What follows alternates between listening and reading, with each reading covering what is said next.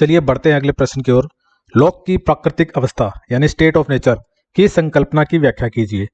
यह हॉब्स और रूसो से कैसे भिन्न है? कंपैरिजन भी पूछा है, प्राकृतिक अवस्था के बारे में पूछा है, लोक ने प्राकृतिक अवस्था के बारे में क्या बताया है, हॉब्स ने क्या बताया था और रूसो ने क्या बताया था, इन तीनों का कंपैरिजन करके दिखाओ।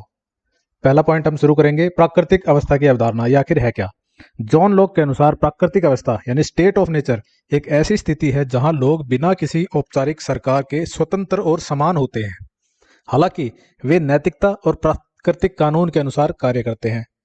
लोग कहते हैं कि बिना किसी सरकार के जो अवस्था होगी वह है प्राकृतिक अवस्था। उस अवस्था में व्यक्ति नैतिकता से भरा हुआ होता है और नेचुरल लॉ यानी प्राकृतिक कानून के अनुसार कार्य करता है। प्राकृतिक अवस्था की विशेषताएं क्या क्या होती हैं इनके अनुसार? प्राकृतिक अवस्था में ये कहते हैं स्वतंत्रता मिलेगी, आपको समानता मिलेगी, न्याय मिलेगा और संघर्ष की संभावना भी रहेगी। स्वतंत्रता, सभी लोग स्वतंत्र होते हैं और अपनी इच्छा अनुसार कार्य कर सकते हैं। समानता, प्राकृतिक अवस्था में कोई भी किसी अन्य से श्रेष्ठ नहीं होता, यानी सब समान है। न्याय और नैतिकता, लोग प्राकृतिक कानून का पालन करते हैं जो उन्हें सहयोग और शांति बनाए रखने के लिए प्रेरित करता है। संघर्ष की संभावना, चूंकि कोई औपचारिक सरकार नहीं होती, संपत्ति और अधिकारों को लेकर विवाद हो सकते हैं, इसलिए सरकार की आवश्यकता पड़ती है। और सरकार का क्या काम बताया इन्होंने?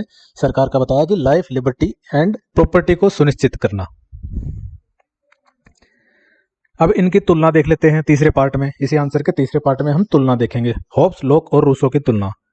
विचारक हैं इस तरफ हॉब्स, लॉक और रूसो, और इस तरफ तीन तुलनाएं की गई है। पहली बात है प्राकृतिक अवस्था की।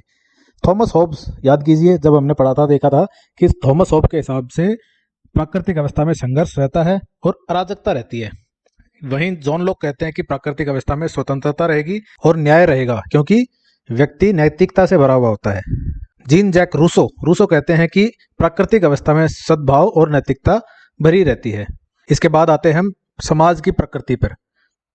थॉमस हॉब्स के अनुसार मनुष्य के लिए भेड़िया है ना, एक जंगल है। स्टेट ऑफ नेचर क्या है? एक जंगल है। लोग भेड़िए की तरह एक दूसरे का शिकार करते हैं, जो पावरफुल है उसी की चलेगी। जॉन लॉक वहीं कहते हैं कि समाज की प्रकृति में नैतिकता और प्राकृतिक अधिकार हैं।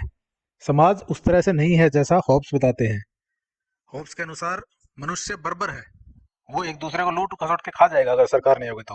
वहीं जॉन लॉक कहते हैं कि सरकार के ना होने के बावजूद समाज में एक नैतिकता रहेगी, प्राकृतिक अधिकारों को लोग फॉलो करेंगे।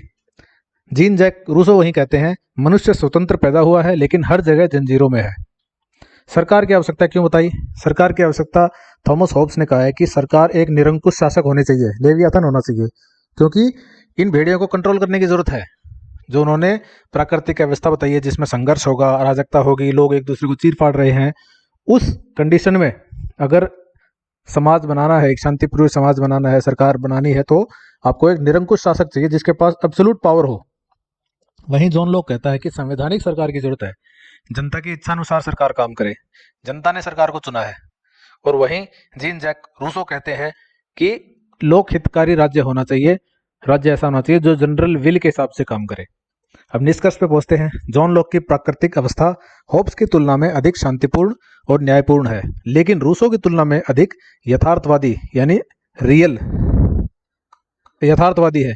लोक का मानना था कि सरकार की स्थापना स्वतंत्रता की रक्षा के लिए होनी चाहिए, न कि इसे खत्म करने के लिए।